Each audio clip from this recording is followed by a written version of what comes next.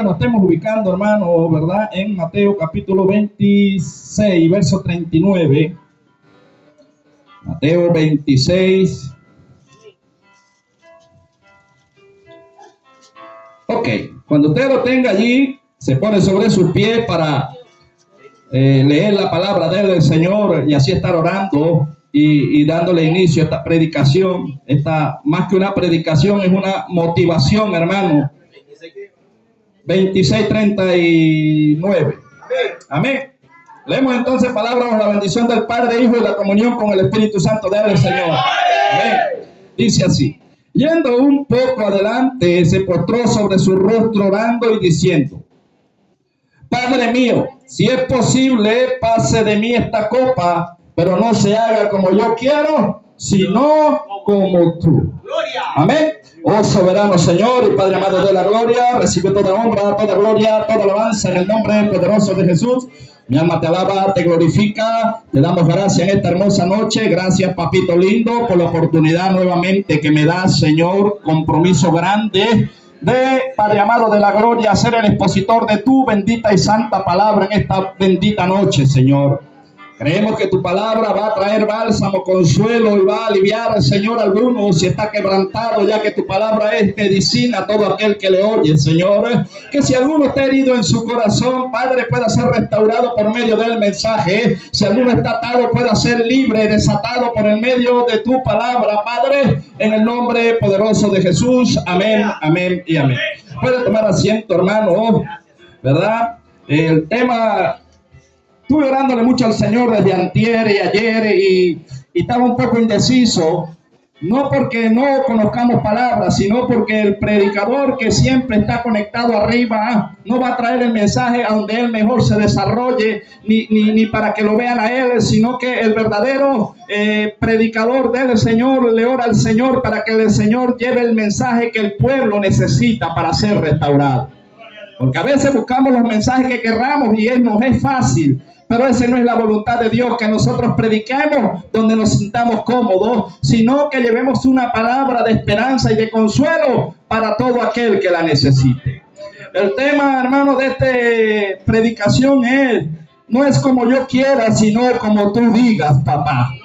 ¿Verdad que sí? Porque para agradar a Dios usted tiene que despojarse de su voluntad para hacer la voluntad del que lo llamó. Y aquí estamos sustraímos el Evangelio según Mateo, primer Evangelio en el orden cronológico como está en la Biblia, en el primer libro de los Evangelios. Y el escritor me está diciendo que Jesús estaba orando en un monte llamado Getsemaní, y aquel hombre maravilloso que no había hecho mal alguno, ¿verdad? Andaba con 12 hombres, pero de estos 12 habían 11 porque uno estaba vendiéndolo. Uno estaba, ¿verdad?, recibiendo dinero para que Jesús fuese entregado, porque así estaba escrito. Y los otros 3, más de confianza de él, que él se lo llevó como al tiro de una piedra, les dijo que velaran, que oraran con él, porque Jesús sabía que el mundo de las tinieblas estaba reunido porque querían venirle a hacer guerra al Hijo de Dios. Hoy en día las tinieblas también nos hacen guerra a nosotros, ¿verdad que sí? Y dice que aquellos hombres no se tiraron a dormir porque quisieron, sino que era tanta la presencia demoníaca, era tanta la lucha, que dice que entró un sueño profundo en los ojos de estos hombres, cabecearon y se quedaron dormidos. Cuando Jesús vino, le dijo: no habéis podido ni siquiera velar una hora. Y a veces vemos cristianos, hermanos, que queremos orar, pero no podemos. ¿Usted no le ha pasado eso? No es rebeldía, no es que usted no quiere, sino que hay un sueño profundo en el mundo espiritual que está haciendo que usted esté dormido. Mateo 25 también habla la parábola y dice que las 10 vírgenes cabecearon todas y se durmieron. Entonces, hermano, nuestra lucha no es con el hermano, no es con carne y hueso, sino contra un reino de tinieblas que está trabajando arduamente para que usted y yo no oremos. Y por eso el malestar que a veces sentimos, que a veces ya no queremos orar como antes, y queremos orar es cuando tengamos ánimo, ¿verdad que sí? Por eso quise tomar esta parte de la palabra, porque Jesús, hermano, estaba angustiado y dice que caían de su cara como gotas llenas de sangre, y esto era por la aflicción tanto que este hombre se atrevió a decir: Padre, si es posible, hágase, si es posible, pasa de mí esta copa, pero no se haga como yo quiero, sino como tú dices. Hay cosas que el Señor nos manda a que pasemos y nosotros no queremos pasar. Como quizá pedirle perdón a aquel que nos hirió. Porque decimos, no, por el que tiene que venir es él, porque el que me hirió fue él, el que habló mal de mí es él. Pero es que la Biblia no enseña eso. La Biblia dice que si tú fuiste herido, quien tienes que ir eres tú. No el que te hirió, sino tú a él, porque el mal lo tienes tú. El dolor lo tienes tú. Y a la manera que nosotros vamos a aquel que nos ha hecho mal, nosotros no solamente nos liberamos nosotros, sino que liberamos a aquel que nos hirió. Y aprendemos a ver que no fue aquella persona que nos hirió, sino que dentro de esa persona había un mundo espiritual de tinieblas que utilizó a aquella persona para herirnos. Y a veces ponemos nuestra mirada en el hombre y en la mujer y nos desanimamos, no queremos ir a la iglesia, no estoy desanimado, ¿para qué voy a ir para allá? ¿Para que me den más palo? ¿Qué voy a hacer yo escuchando palabras, escuchar lo mismo? Y el problema no es la palabra, el problema es la actitud que tú estás teniendo, la emoción que tú estás teniendo, porque si tú lo ves desde el punto terrenal, carnal, no vas a poder levantarte.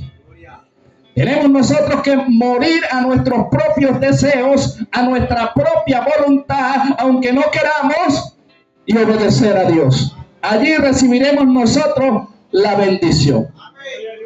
Hermano, no es fácil caminar en el Señor. Yo creo que si yo le digo aquí, levante la mano, todo el que ha sido herido, creo que ninguno la va a dejar abajo. Ninguno.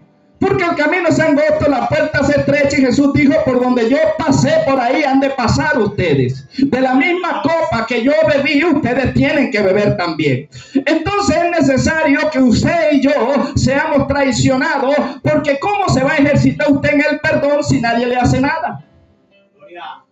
Y la cuestión es que la herida que recibe Jesús era uno de los discípulos que andaba con él, que se sentaba con él y que comía en la mesa. Luego también llega Pedro y lo niega. Ahora yo no entiendo, yo no sé si usted está captando, pero ¿cómo se sentía Jesús como hombre?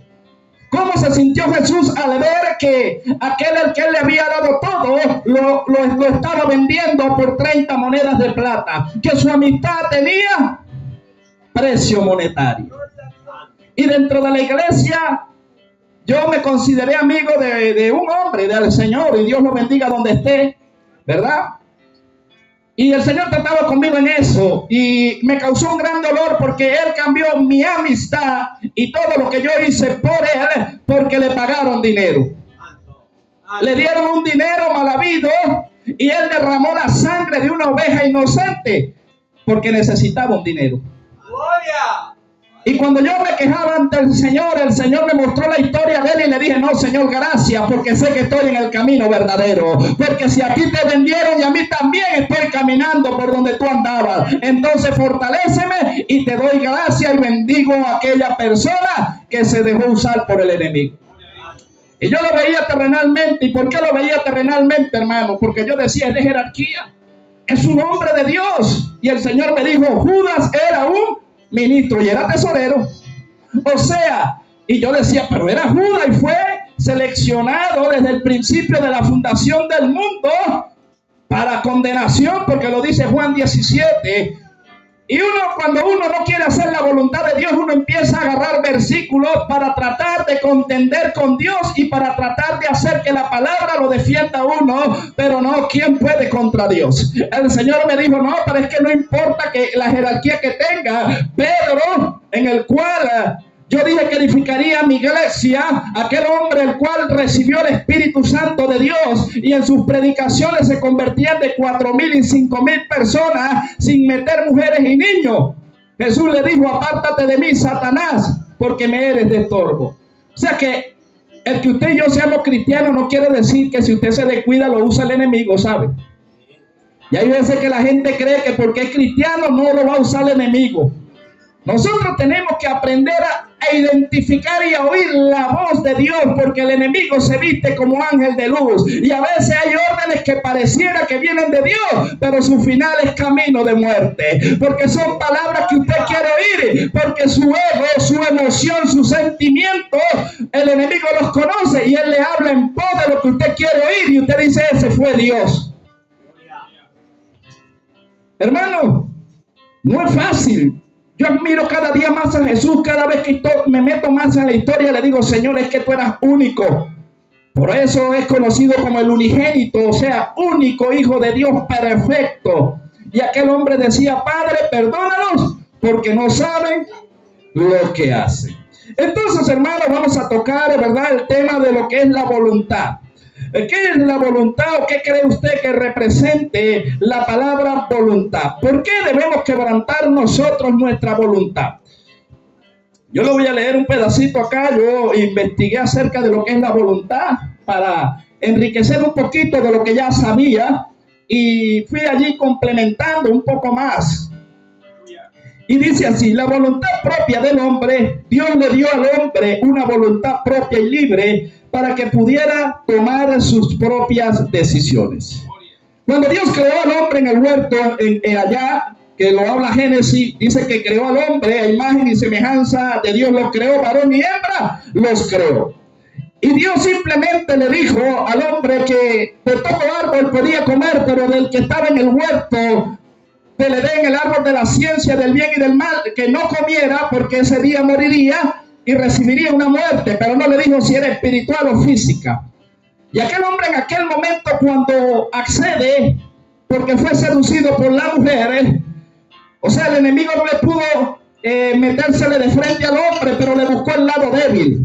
Y le buscó la mujer y aquella mujer le dio y comieron ambos. Y ambos salieron de la presencia de Dios por causa del pecado.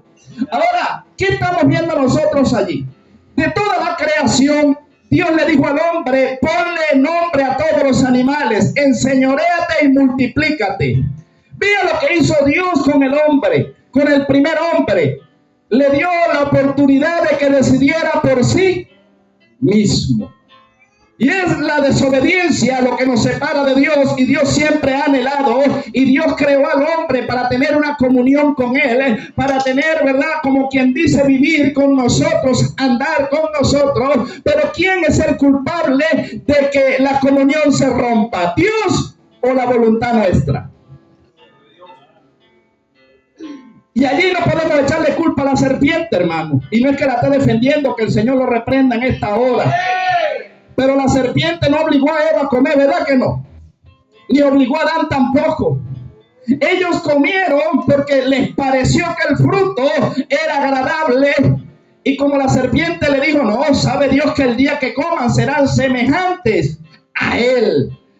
Y la mujer le pareció ser como Dios. Y el hombre también comió por amor a la mujer. Ahora, hermano, a veces nosotros somos seducidos, y la palabra seducción quiere decir palabras bonitas que te van a hablar a tus sentimientos para que tú transgredas la palabra de Dios, la ordenanza de Dios. Vea que Dios había dado una ordenanza, pero aquella serpiente usó la astucia y llegó y le presentó algo agradable a aquella mujer, y ella comió y el hombre también. Ahora la pregunta que debemos hacernos es, ¿será que cuando nosotros pecamos no somos seducidos, pero no nos obliga el enemigo, o sí nos obliga? ¿Y por qué pecamos, hermano? ¿Por qué pecamos nosotros? Porque la voluntad de nosotros terrenal es hacer lo que nosotros queremos. Como nosotros queremos, yo aquí digo, aquí mando y se hace como yo digo, y dejamos a Dios a un lado. Y Dios dice, bendito Dios, yo pensé que era yo el que mandaba. ¿O no es así? Hermano, a veces tomamos una actitud de que abusamos de lo que Dios nos ha dado, cuando verdaderamente estos hombres decían, se hace si Dios lo permite, si Dios quiere lo haremos. Pero nosotros a veces no le preguntamos al Señor, sino que nos comprometemos y le decimos, cuente conmigo, mañana estoy. Sí, vamos a hacerlo, y ni siquiera hemos orado. Y no sabemos si Dios tiene otros planes con nosotros. O sea, andamos como nosotros queremos, sin dirección. Y después, Espíritu Santo, guíame. Y el Espíritu, ¿cuándo te vas a dejar guiar? ¿Cuándo vas a empezar a preguntarme qué es lo que yo quiero? Porque morir a uno mismo no es fácil, hermano. Morir a los deseos, todos los que los hombres tuvieron que dejar para ser considerados en el renglón de Dios, porque Dios honra al que le honra. Y nosotros decimos que Dios es nuestro amigo y no fallamos, Dios es amigo de todos nosotros. Pero ¿podrá decir Dios que nosotros somos amigos de Él? Porque Dios dijo a Abraham, mi amigo. Pero ¿qué hizo Abraham, hermano, para que Dios dijera que Abraham era su amigo? Primero salió de su parentela, lo dejó todo. Y Jesús dijo estas palabras: el que no dejare padre, madre, el que no dejare todo por mí, no es digno de ser llamado mi discípulo. Y nosotros a veces ponemos por encima papá, hijo, trabajo, lo que sea, y dejamos a Dios en un ladito. Espérate ahí, Señor, después te sirvo cuando tenga tiempo. El primer mandamiento es honrar a Dios sobre todas las cosas y darle el primer lugar a Él, pero ahí fallamos todito. No se ponga así serio, porque hasta yo fallo. Yo también caigo ahí en ese renglón, ¿sabes? Porque a veces, hermano, solucionamos primero lo nuestro y después, Señor, cuando soluciona lo mío, voy y hago lo que tú me mandaste. Y es así. Así no es, hermano. Primero hacemos lo de Dios y creo que nos alcanza más el tiempo. Y después Dios, es más, cuando nosotros ponemos a Dios en primer lugar, Dios se encarga de los asuntos nuestros. Cuando usted va a solucionar, ya Dios le solucionó. Pero nos cuesta, hermano. Nos cuesta a veces. Usted sabe que un tiempo había un hermano que los domingos llegaba tarde, hermano. Y él decía, hermano, es que no puedo, ¿cómo llegaste? Pero ¿por qué no puede, hermano? Mira, cada vez se antojan familiares míos de venir los domingos en la mañana y a veces no iba. Y yo le decía, varón, pero es que la familia tuya no es cristiana. Sí, pero yo quiero que lleguen. Varón, pero estás dejando de ir a la iglesia, invítalos. No, yo los invito y no quieren. Pues no los dejes entrar. Dígale, si ustedes quieren, me esperan hasta que termine el servicio. Quédense allá afuera. No, ¿y cómo llegan? No, ponga a Dios en primer lugar, varón. Porque el enemigo sabe que si es alguien, un familiar, se va a meter por ahí por la costillita. ¿O no? Y una vez escuché una hermana que dijo, yo le dije, hermana, porque usted permite que sus hijos, usted es la cabeza de la casa, permite que sus hijos beban aguardiente dentro de su hogar, si esta es casa de Dios. Me dijo, hermano, yo prefiero que beban aquí porque en la calle corren peligro. Y yo, wow, sí, y los hay. No estoy diciendo aquí, pero los hay. Que prefieren tener a alguien en el pecado, pero cuidándole la vida. Yo le dije, hermana, yo creo que usted está equivocada porque su hijo le puede pegar un infarto, le puede pegar cualquier cosa, se va a morir y usted también se muere, se pierde. Porque la vida de su hijo está en las manos de Dios, pero usted tiene que orarle a Dios, honrar a Dios, servir a Dios y Dios lo guardará a él. A veces, hermano, queremos hacer las cosas según nosotros, según como a nosotros nos parece, buscando el acomodo. Y Abraham, hermano, lo dejó y siguió, ¿verdad? Y avanzó, pero no solo con eso. Después que este hombre tiene un hijo que era el de la promesa, después de haber esperado tanto, después de Dios haberle dado palabra y este hombre creyó en contra esperanza, Dios le dice, sacrifícame a tu hijo. ¿Usted cree que ese hombre iba cantando himnos y alabanza? ¡Qué bueno es Dios! Voy a sacrificarme. Ese hombre tenía una lucha interna, ¿sabe? Y decía, oye, Señor, yo no sé lo que tú me mandaste, lo voy a hacer, pero yo no quiero, pero yo no voy a hacer lo que yo quiero, yo voy a hacer lo que tú mandes, papá. A veces nosotros tenemos que dejar de hacer lo que nosotros queremos para agradarlo a Él, pero hay momentos donde nos raspa. Hay momentos donde le decimos, ya va, Señor, hoy espérate, no estoy de ánimo. Hoy no tengo ánimo, hoy no voy, mañana voy. Ponemos condiciones esta semana, yo no voy a ir, Señor. Tú me entiendes, hermano, esa es una excusa y esa es una justificación. Porque si la Biblia dice que le da fuerza al cansado y multiplica la fuerza al que no tiene ninguna, ¿dónde tengo yo que buscar la fuerza? En la casa de oración. Pero no vengo porque estoy cansado. Entonces no hago la voluntad de Dios, sino la mía. O no, yo lo he hecho. Y después, Señor, perdóname. Es que es verdad que, oye, qué difícil es uno con este viejo hombre, que uno tiene que agarrar y revolcarlo, hermano. Ayúdame, Señor, a revolcar ese viejo hombre, porque solo no puedo. Y Dios dice, hay cosas que tienes que hacerlas tú. Yo te digo, te enseño, pero tú tienes que despojarte. Porque Dios no va a quebrantar, hermano, la voluntad. Porque Dios le dio libre albedrío al hombre. Le dijo a Israel, te presento el camino del bien y del mal. Escoge pues el camino del bien y te da bien. Pero Dios no me va a agarrar mi juro por la oreja y me va a traer en la iglesia que tienes que... No, Dios no va a hacer eso, hermano. Pero a veces nosotros como hombres queremos cargar al pueblo de Dios a punta de patada y apurado. Y no, hermano, eso no es por fuerza. Hay que enseñar al pueblo que ame a Dios y que venga por agradecimiento a Dios y no por la fuerza. A veces queremos, hermano, estas son ovejas. Las ovejas oyen la voz de Dios y las siguen suavecito. ¿Verdad que las ovejas siguen al Señor solitas? Sin que le estén cayendo a palo. Los que le caen a palo son a los chivos. Esos son terribles. Esos chivos se comen todo, se comen montes, se comen mata. Lo que usted deje se lo come y eso es un dolor de cabeza.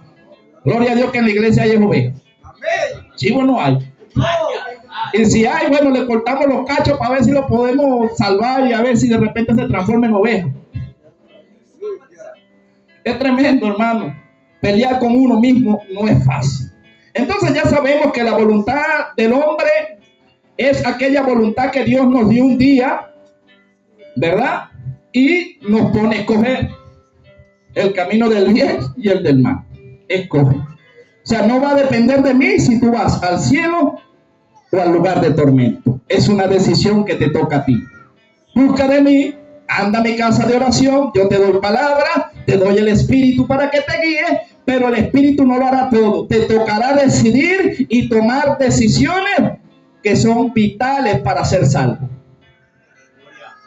Hermano, yo no sé si usted hay cosas que le han costado dejarlas. Yo he dejado muchas, pero todavía hay algunas luchas por allí. Por lo menos el airarse rápido, creo que es difícil. A todos, ¿verdad? El que es iracundo, hermano, que es difícil, le digo, Señor. La impaciencia es la que más me ha costado. Tengo 15 años, hermano, y todavía me cuesta. A veces se tardan 10 minutos y ya a ti que me arranco los cabellos. El Señor me dice, esperé por ti 31 años, así que cálmate. ¿Verdad que sí? Y el Señor le digo, Señor, pero me mandas a leer este Abraham. No, esperando 29 años, Señor. Bendito Dios. Señor, cálmate. La paciencia. ¿A quién le gusta la paciencia? A nadie. Y yo le digo, bueno, Señor, me toca porque me toca esperar. No tengo otra opción, ¿verdad? No. Pero voy a esperar. Me dice, tienes dos opciones. Lo que yo dije lo voy a hacer. Te amargas la vida y vives desanimado y vives porque igual va a llegar la bendición. O olvida eso, sigues alabando a Dios, glorificando, y cuando menos lo pienses yo te sorprendo. Va a llegar, pero depende de ti si estás alegre o triste.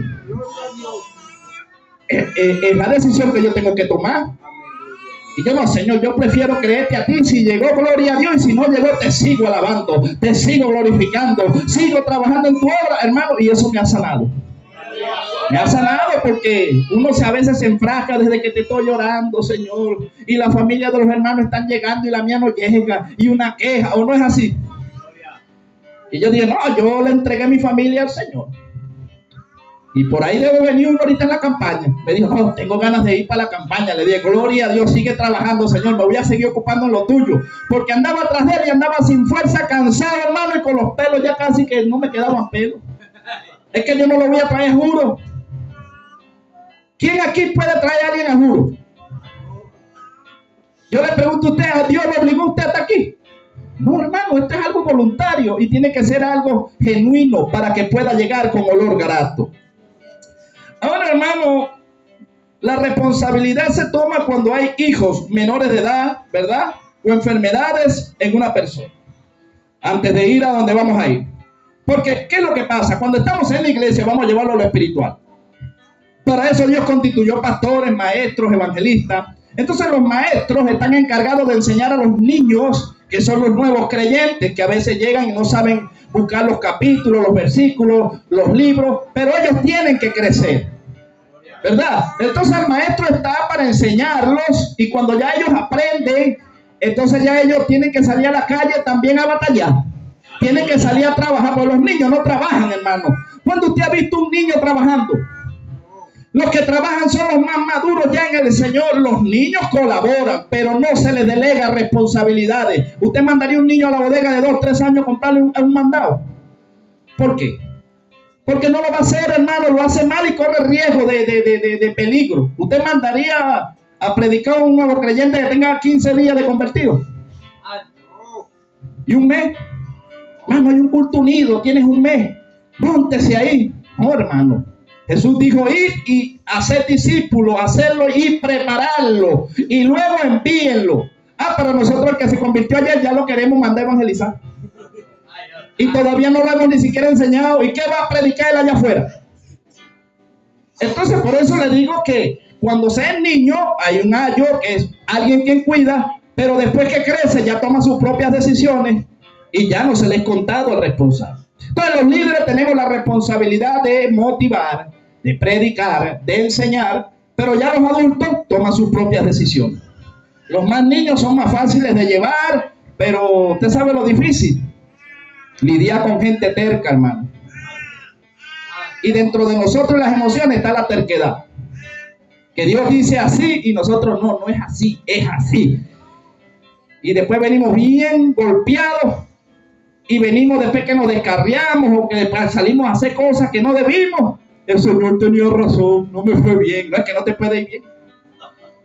Una vez estábamos predicando por allá los descarriados y le dije, varón, ¿cómo te va? Me dijo, mal, varón, le dije, me alegro. Qué bueno es el Señor que te vaya mal. ¿Qué te pasa, varón? Arrepiéntete. Le dije, no, mientras más mal te vayas, más rápido vienes a Cristo. Pues si te va bien descarriado, no vuelve. ¿O no es así? Y le hablé del hijo pródigo y me dijo, sí, es verdad, varón. Bueno, que es que no te puede ir bien. Si tú eres un hijo de Dios y te descarriaste, te tiene que ir mal. Para que vuelva. ¿O no es así? Yo no voy a quebrantar la palabra, hermano. Tiene que quedarte limpio.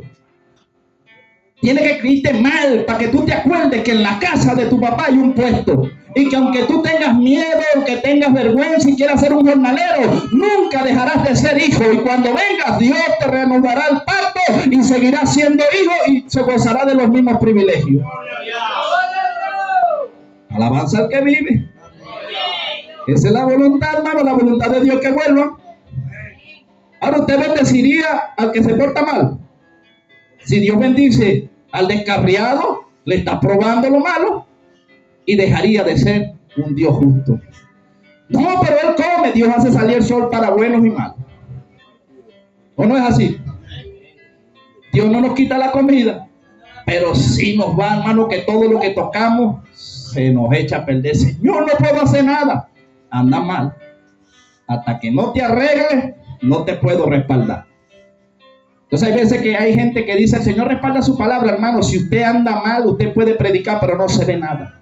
Sí es palabra de Dios, pero no se siente la presencia de Dios. Porque Dios no puede, hermano, trabajar donde hay pecado. Dios no puede, entonces dejaría de ser santo. Sí, Dios tiene misericordia en algunos casos, porque Él es Dios y es soberano. Pero si yo predico eso como base, entonces el que anda mal no buscará arreglarse, porque Dios igual lo va a respaldar. Si Dios te va a respaldar estando en santidad o sin estar en santidad, entonces ¿para qué no voy a estar en santidad si igual me va a respaldar? ¿O no es así? Tengo que esmerarme, estar en santidad para que Dios me respalde. Pero si el que anda en santidad ve que Dios usa, el que no anda en santidad, entonces dice, ¿para qué yo voy a andar en santidad? No, Dios hace sección de personas. ¿Ese es el Dios que conocemos? No, hermano. Ese no es Dios. Pero hace prodigios, señales. Sí, la Biblia también dice que el anticristo y los falsos maestros y todos harán señales y prodigios, pero vendrán por mano de Satanás y no de Dios. Entonces tenemos que tener cuidado con eso. Porque el enemigo tiene un poder engañoso para sanar enfermos, ¿o no? Y le atribuimos a veces lo del enemigo a Dios. Y no es así. El pueblo de Dios no es por vista, porque el enemigo lo engaña, sino por fe. El que anda por vista, lo engaña el enemigo. El que anda por fe, ese le cree a Dios aunque la circunstancia sea contraria. Él dice, Él lo prometió, Él lo cumplirá, Él sabrá, Él es perfecto, el tiempo es de Él y yo tengo que obligarme a esperar alegre. Gracias, Señor. Mientras un día que pasa más, la bendición se acerca. Y empezar a entender como Dios ve, hermano. Pero nosotros empezamos a cuestionar quizá a veces a Dios y por eso, hermanos, Dios dice, mientras no pases el examen no te puedo bendecir. Ok, el hombre espiritual sabe que el trabajo se debe hacer, hermano, con el creyente, con amor y no a la fuerza. Esta carta casi nunca nadie se mete o nos metemos, que es Filemón. Yo le voy a estar invitando allí, vamos a leer Filemón un poquito y veamos lo que el apóstol Pablo, hermano, a pesar de que estaba en una cárcel, estaba peleando por uno de sus hijos espirituales. No sé qué habrá hecho Filemón, pero bueno, Filemón no, porque Filemón es el escritor, pero Onésimo, en su verso 8, ¿estamos allí? Carta de Filemón, versículo 8. Ok, leemos entonces. Por lo cual, aunque tengo mucha libertad en Cristo para mandarte lo que conviene, más bien te ruego por amor, siendo como soy, Pablo, ya anciano y ahora además prisionero de Jesucristo, te ruego por mi hijo Onésimo, a quien engendré en mis prisiones. Vea, Pablo, aunque estaba preso él físicamente, la palabra de Dios no estaba presa. Y yo le preguntaba, Señor, si Pablo, teniendo todo lo que tenía, ¿por qué permitiste que él estuviese preso? Yo digo que a lo mejor en algún momento Pablo se preguntaría si mientras más te sirvo, Señor, más palo me dan. Mientras más te sirvo, me meten preso injustamente. Pero todo tiene un propósito, y cuando usted empieza a entender el misterio de Dios, usted empieza a entender y a darle gracias a Dios por su lucha, por sus pruebas, por la adversidad, porque eso lo hace crecer y estar firme en el Señor. Vea que Pablo está hablando acá, hermano, y está diciendo que engendró en sus prisiones, tenía allí a alguien el cual enseñó y lo consideraba su hijo espiritual y le tocaba abogar. Él le dice, más bien te ruego por amor, siendo como soy, Pablo, ya anciano y ahora además prisionero de Jesucristo, te ruego por mi hijo Onésimo, a quien engendré en mis prisiones. Luego él dice en el 11, el cual en otro tiempo te fue útil, pero ahora a ti y a mí nos es útil, el cual vuelvo a enviarte, pues tú recíbele como así a mí mismo. Vea, quiero que sustraiga de aquí, hermano, que era lo que el Señor más me enfocaba cuando me estaba dando el mensaje. Nosotros a veces somos egoístas dentro de la congregación. ¿Por qué?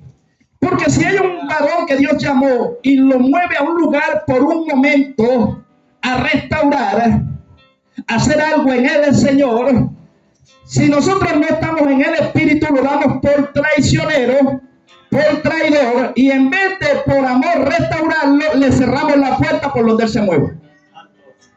Yo no sé si usted está entendiendo.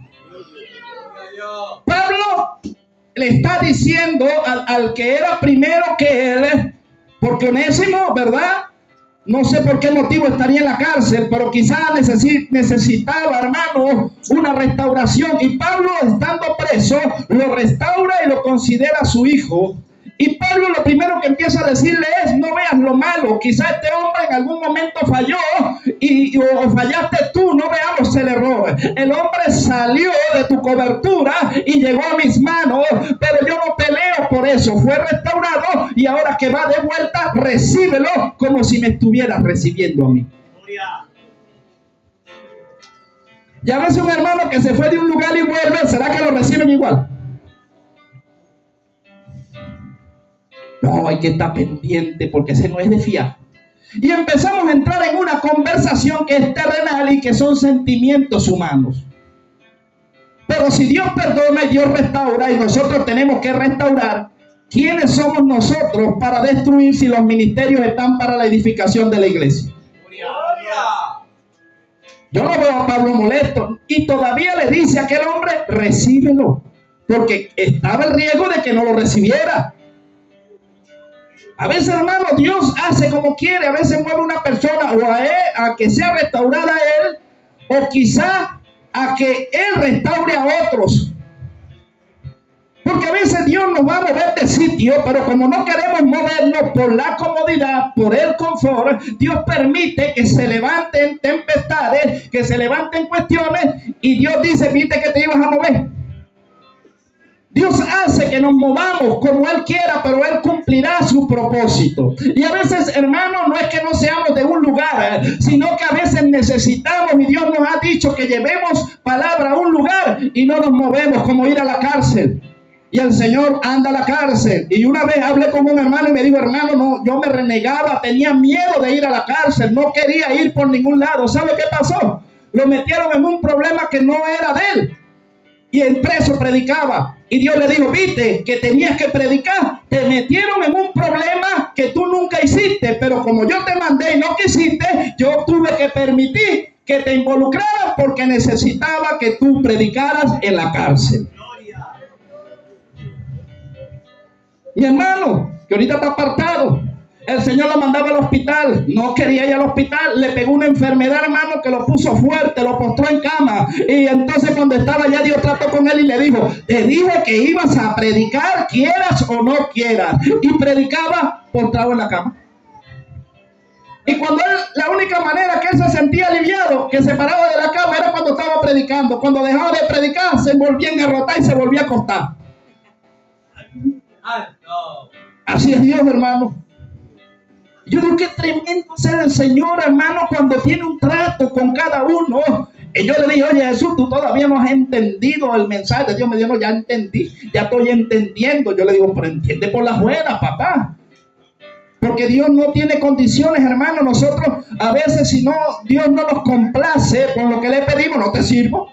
No hay gente así. Como no me diste lo que yo te estoy pidiendo, bueno, manda otro. Hermano, ¿qué es eso? Qué falta de respeto al Dios que nos da la vida. Y misericordioso, porque si yo le hablaba así a mi mamá o a mi papá estando niño, me volaba los dientes, ¿sabes? Yo creo que más bien Dios es misericordioso cuando nosotros le hablamos así, sin respeto, sin tener quizá el temor de con quién estamos hablando, hermano. Porque si queremos hacer una actividad, queremos que nadie nos critique. Si estamos haciendo algo, no queremos ser estorbados. Hermano, pero es que Pablo era estorbado y todos fueron estorbados. O sea, el estorbo viene. Pero usted igual con su sonrisa sigue trabajando al Señor y dice, no importa, enemigo. Sabotea, pero igual al final Dios me dará la victoria. Derribado, mas no destruido. Perseguido, mas no angustiado. Al final, la victoria me la dará Cristo.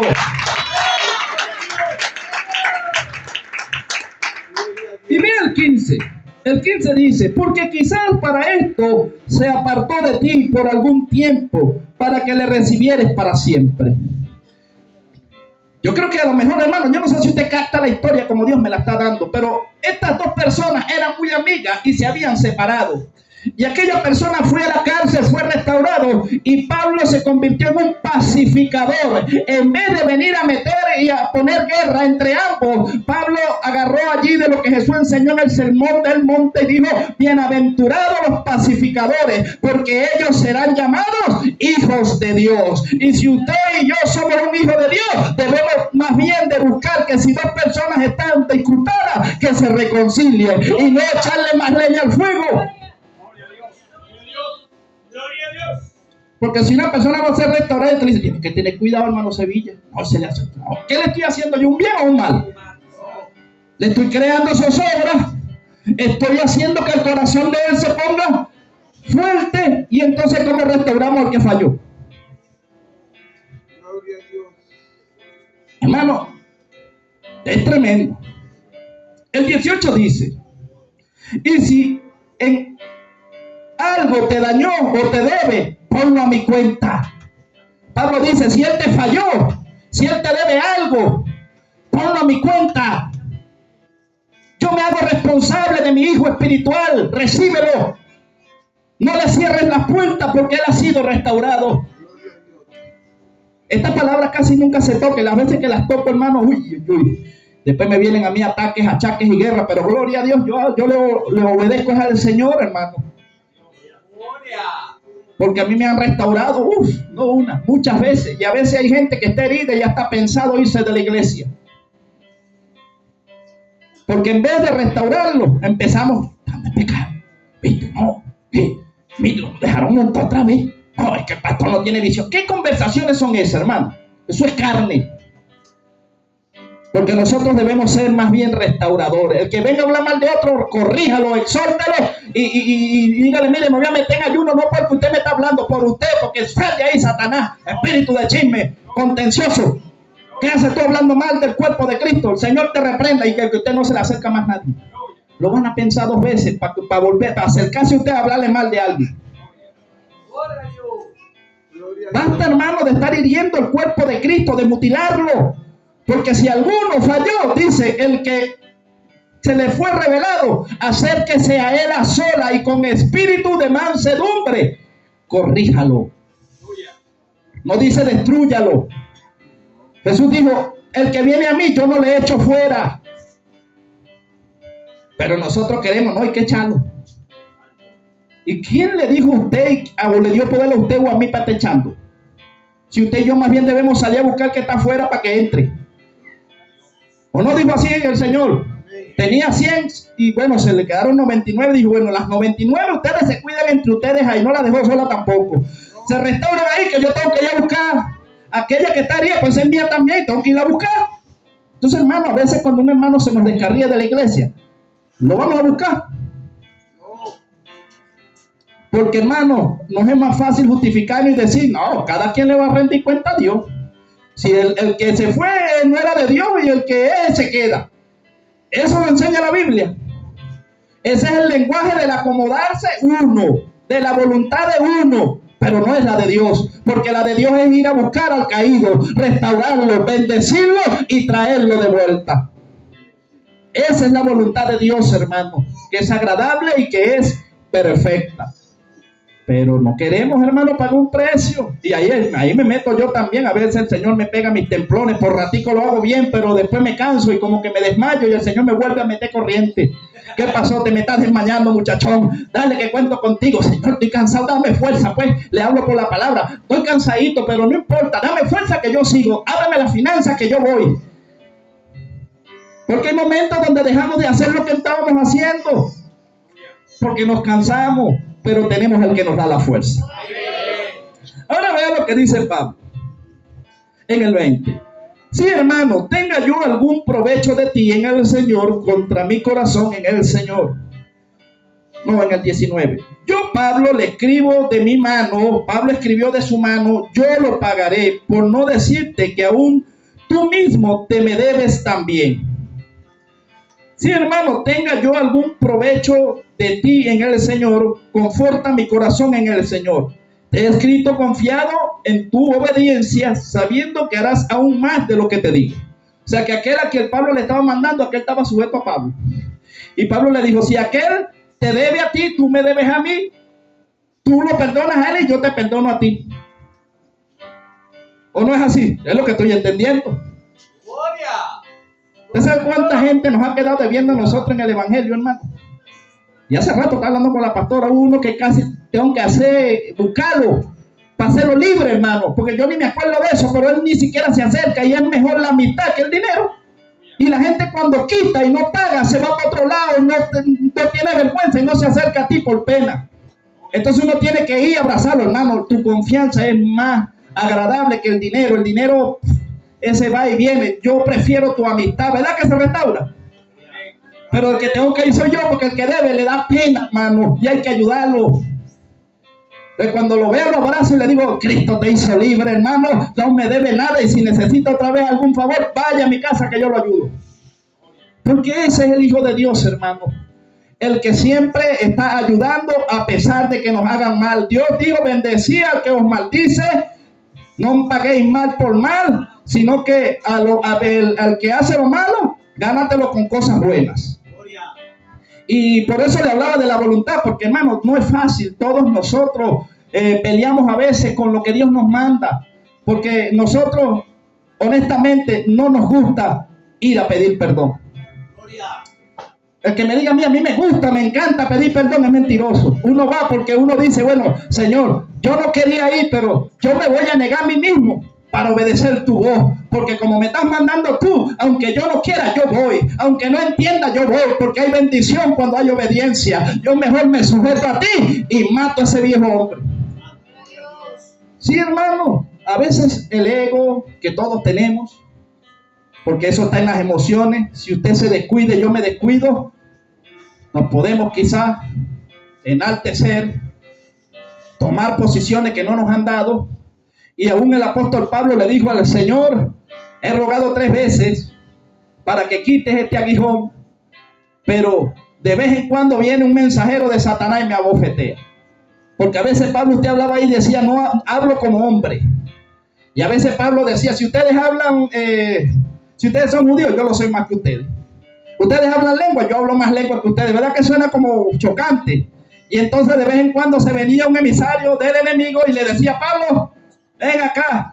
Y Dios por amor permitía que el enemigo le diera su cachetadita de vez en cuando. Por eso es que a veces Dios permite que un hermano o una hermana, cuando usted se quiere elevar mucho, le dé una cachetadita para que se le bajen los humos.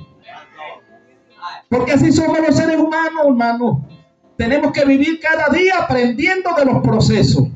Y Dios nos mete en el proceso porque es necesario. Dios no se contenta por lo que nosotros pasamos, pero Dios dice: es que tengo que restaurarlo, es que tengo que permitir que pasen pruebas para que puedan ser sanados, para que puedan ser ejercitados en el amor, en el perdón. Ok, ya leímos esta carta y ya para terminar, hermano, yo quiero irme a Juan 6, capítulo 6, verso 67, que vamos a hablar acerca de Jesús. Jesús, el Hijo de Dios, hermano. Él no vino a vivir como él quería, a tirarse en un rilán en la tierra. ¡Ah, qué sabroso, oye! A gozar en la tierra. ¿Verdad que Jesús no vino a eso? Jesús vino con un propósito. Jesús renunció a su vida para darnos a nosotros vida. Jesús pudo vivir súper cómodo y súper alegre y contento y tenía el poder para destituir al que quisiera. Pero, hermano, vea lo que Jesús hizo y cómo no enamorarse de ese ser maravilloso, el cual nos ha llamado. Juan capítulo 6, verso 67. ¿Estamos allí ubicados? Dice así: dijo entonces Jesús a los 12: ¿queréis acaso iros también vosotros?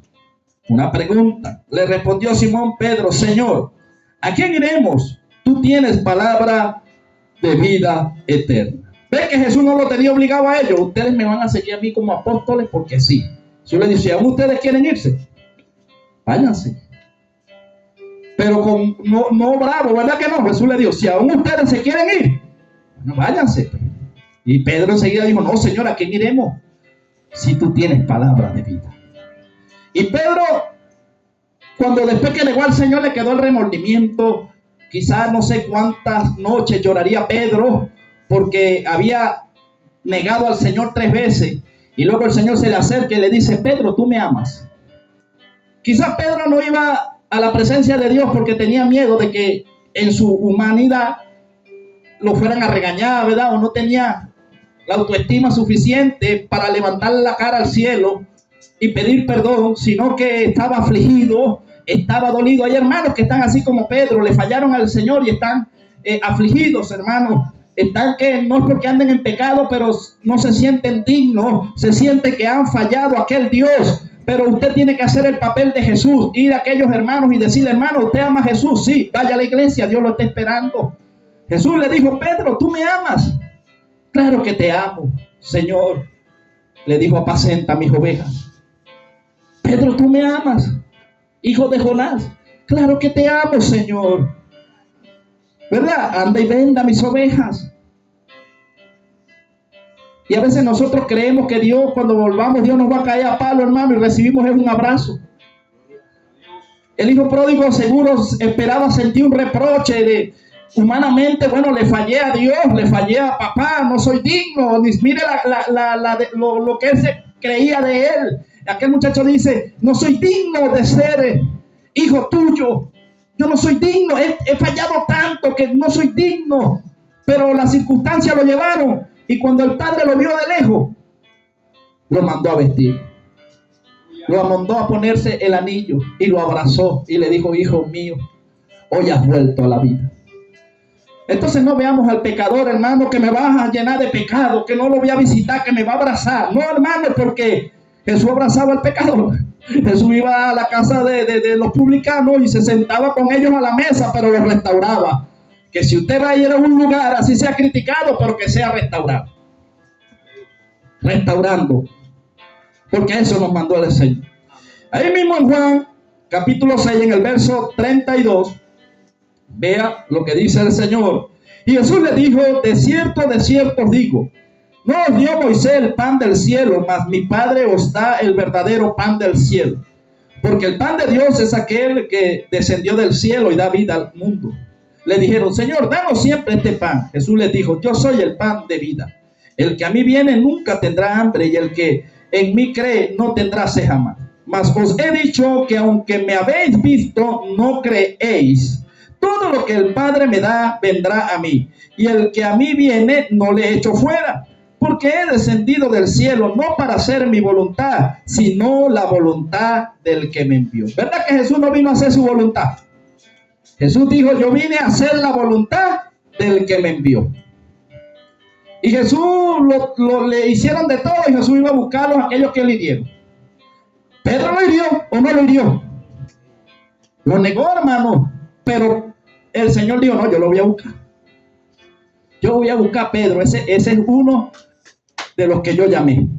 El enemigo lo trampeó, en sus emociones fue engañado, fue seducido, pero tengo que restaurarlo. Entonces, hermano, ese es el espíritu que tiene que estar en nosotros, un espíritu de restauración. Porque ya terminé con esto. Cuando estaban en el pueblo de Israel, que se fueron al desierto, Dios los sustentó con el maná, con el pan del cielo, ¿verdad que sí? Y a aquella gente, hermano, no le gustaba mucho el pan del cielo, porque querían era comer carne. Queremos codornices. No, allá en Egipto comíamos carne, queremos carne. Y aún Dios les metió la carne hasta por las narices. Hay cristianos, hermanos, que quieren es carne, no quieren palabra de Dios. Entonces Dios les mete la carne hasta por las narices. Sí, porque así lo hizo con Israel. Pero tranquilo, Moisés, el pueblo no quiere andar según la palabra, quiere andar según la carne. Bueno, vamos a meterle carne hasta por las narices. Pero eso le va a costar que no van a entrar. Entonces, hermano, yo prefiero comer maná, pan de vida, y entrar y negarme a mí mismo para hacer la voluntad de Él. Que me hirieron, gloria a Dios, hermano, duele. Claro, ¿quién no ha pasado por ahí? Pero aún con lágrimas, hermano, te perdono. Te amo, vente. Tú eres amigo mío, eres amiga mía, vente, eres mi hermano en Cristo. Y Dios me ha enviado a buscarte. Yo le aseguro que si alguien que le hizo un mal a usted se descarrió y usted lo va a buscar, se lo trae. Porque la última persona que él espera recibir es a esa que él dañó. ¿Verdad que sí? La última persona que uno espera, me voy a meter yo, si yo le hago un daño a alguien, la última persona que yo espero es a la que yo dañé. Y si yo voy y no restauro, esa persona se viene conmigo y dice: este es un hijo de Dios, perdóname, hermano, verdad que me has dado ejemplo y eres de ejemplo y motivación para seguir adelante. Ayúdame a seguir adelante. Eso es lo que el Señor quiere. Dios les bendiga, Dios les guarde, la paz del Eterno esté con cada uno de vosotros, hermano. Espero que estas palabras